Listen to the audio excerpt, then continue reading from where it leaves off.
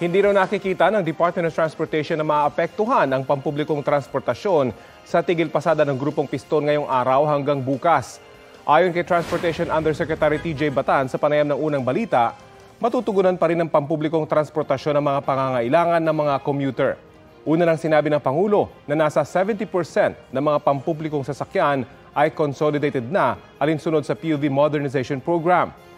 Muli namang nilinaw ni Batan na ang deadline sa December 31 ay para lang sa consolidation. Hindi raw ibig sabihin yan ay titigil na sa pagbiyahe ang mga driver ng traditional jeepney.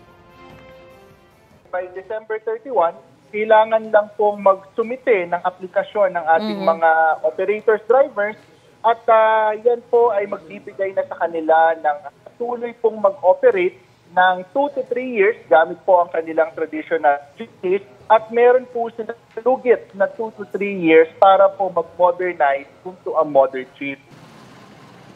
Kapuso, alamin ang maiinit na balita. Bisitahin at mag-subscribe sa GMA Integrated News sa YouTube. Sa mga kapuso abroad, samahan nyo kami sa GMA Pinoy TV at sa www.gmanews.tv.